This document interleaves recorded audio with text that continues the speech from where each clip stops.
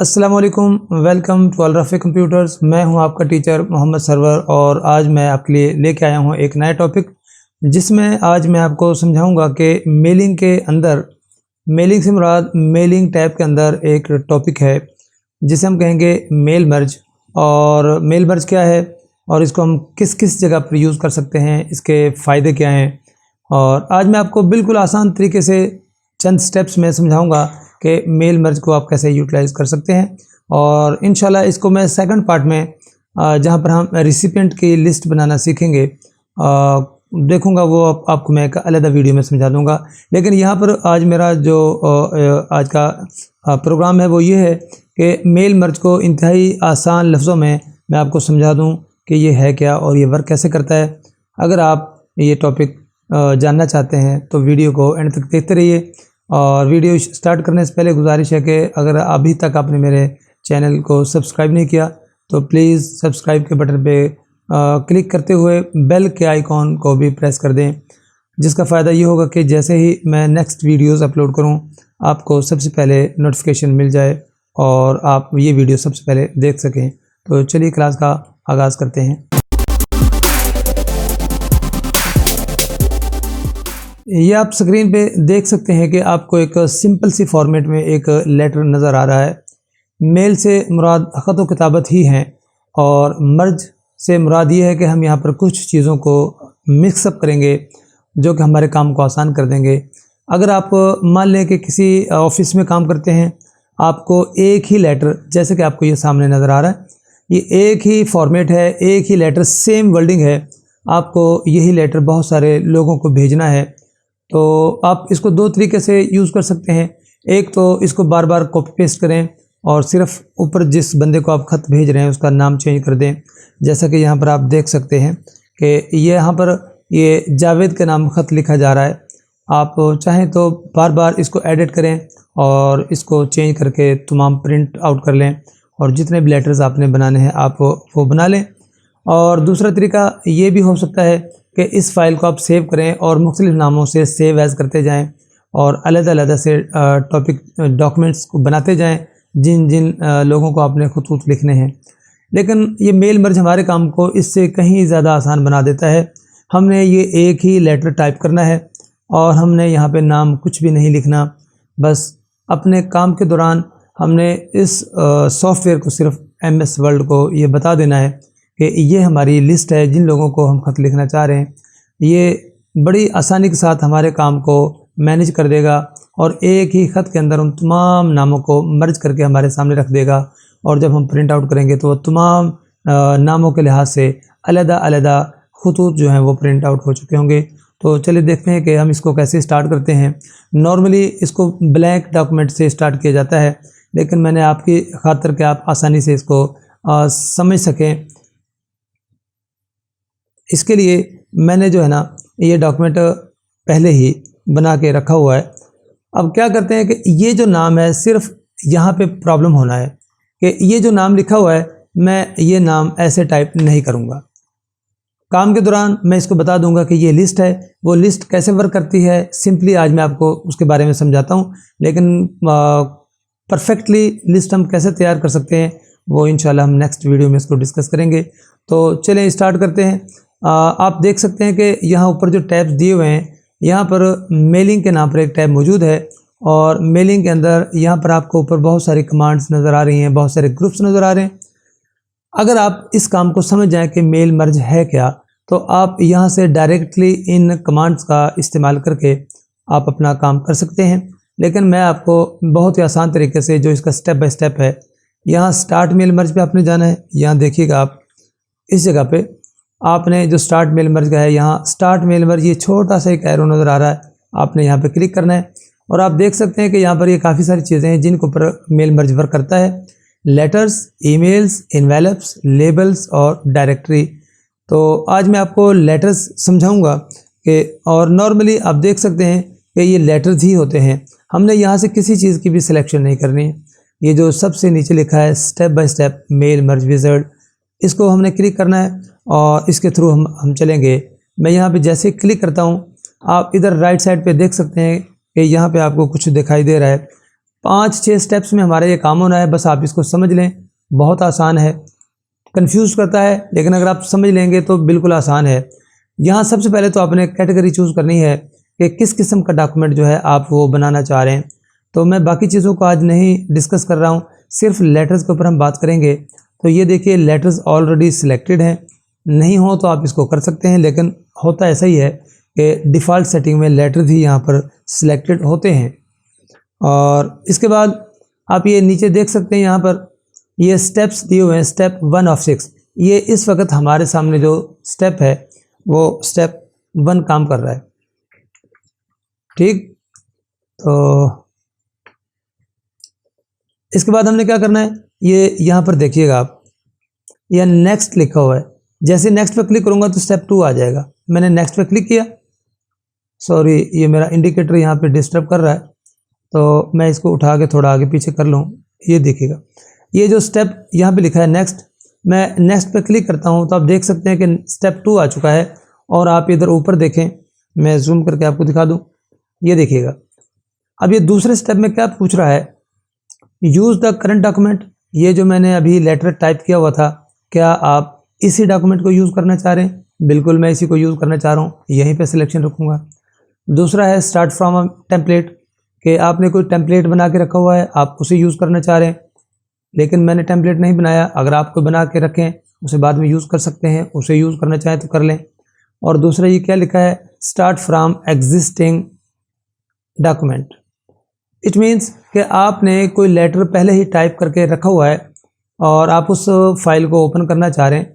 जैसे मैं यहाँ पे ये सिलेक्शन बनाऊंगा तो ये आपसे पूछेगा कि वो किस किस्म का डॉक्यूमेंट है। ओपन करने के लिए आपने यहाँ पे क्लिक करना है, इसको वो फाइल बताएं, उसे ओपन कर लें। लेकिन मुझे इसकी ज़रूरत नहीं है, चूँकि मैं इसी डॉक्यूमेंट पे काम कर रहा हूँ जो इस वक्त आपको स्क्रीन पे दिखाई दे रहा है।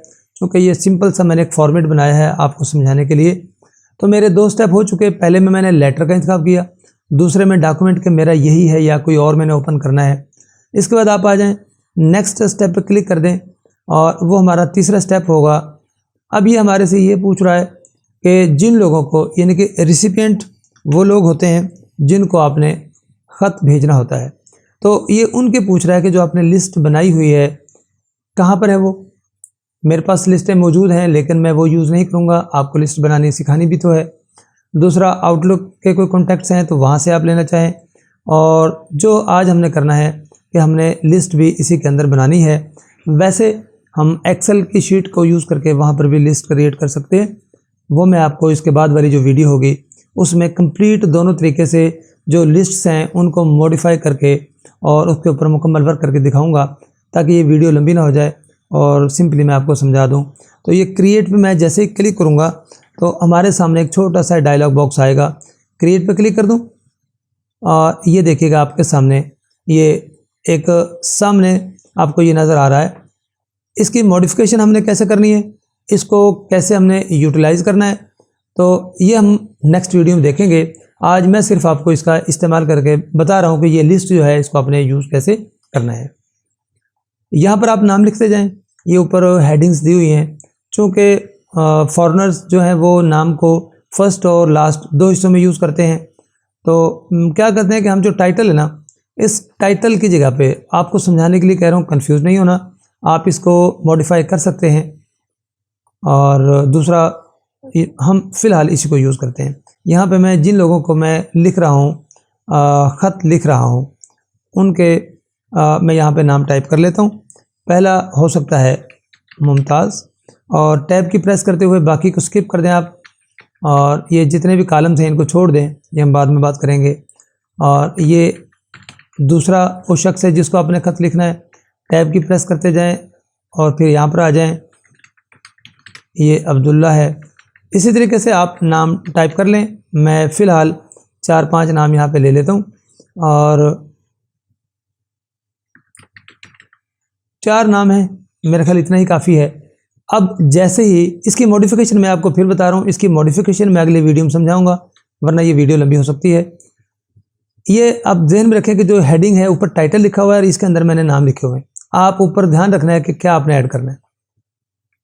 ओके कर, जैसे मैं ओके पे प्रेस करूँगा तो ये जो मैंने अभी लिस्ट बनाई है ये पूछ रहा है कि आपने इसको सेव कहाँ पर करना है। मैं डेस्कटॉप पे इसको नाम दे देता हूँ एड्रेस और सेव कर देता हूँ। इसने क्या किया है कि उस लिस्ट को सेव भी कर दिया और प्लस यहाँ पर ओपन भी कर दिया है।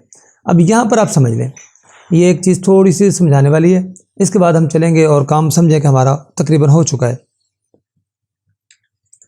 यहाँ देखिएगा, लिस्ट के अंदर चाहे आपके हज़ारों नाम क्यों ना हो, ये देखिए मेरे 4 नाम थे यहाँ पर शो हो रहे हैं। जितने भी नाम हैं आप सबके लिख के रख लें। जब लेटर टाइप करने बैठे, जब आप लिस्ट का इंतखाब करें, उसके बाद आप यहाँ से सिलेक्शन कर लें। जिन जिन लोगों को आपने ख़त भेजना है उनके आगे चेक लगा दें। मैं जैसे यहाँ पे अनचेक करके सबको ख़त्म कर दिया, मैं इस नाम पे चेक लगा देता हूँ इस पे कि मैं सिर्फ इन लोगों को ही ये लेटर भेजना चाह रहा हूँ। तो सिर्फ इस लिस्ट में से ये इन 2 नामों को ही उठाएगा और इसको प्रेफर करेगा। लेकिन चूँकि सिर्फ 4 नाम हैं तो मैं सबको ही रहने देता हूँ। आपको समझा रहा हूँ कि जब आप अपनी लिस्ट बनाएं तो जितने भी पॉसिबल नाम है आप सारे लिख लें, और इस स्टेप पे जब आप लिस्ट का इंतखाब करेंगे तो यहाँ से जिन जिन को लेटर आपने भेजना है उनका नाम चूज़ करके और आप इसको ओके कर देंगे। अब इसने क्या किया कि लिस्ट को सेव भी किया और ओपन कर दिया। यहाँ पर जो भी आपने वर्क करना है उसके बाद आप इसको ओके कर दें। अब ये देखिएगा रिसिपेंट हमारे सिलेक्ट हो चुके हैं। अब यहाँ पर हमारे से यह क्या पूछ रहा है, ये पूछ रहा है सिलेक्ट अ डिफरेंट लिस्ट। जो लिस्ट अभी हमने ली है, अगर आपने गलती से ये लिस्ट बना ली या कोई और आ गया, आप लिस्ट चेंज करना चाहें तो यहाँ से क्लिक करके लिस्ट चेंज भी कर सकते हैं। और अगर इसी लिस्ट को आपने एडिट करना है तो यहाँ पर क्लिक करके आप इसको एडिट भी कर सकते हैं। मैं अभी एडिटिंग की तरफ नहीं जा रहा हूँ, मैं इसको शॉर्ट कर रहा हूँ। अब हम अपने अगले स्टेप की तरफ चलते हैं।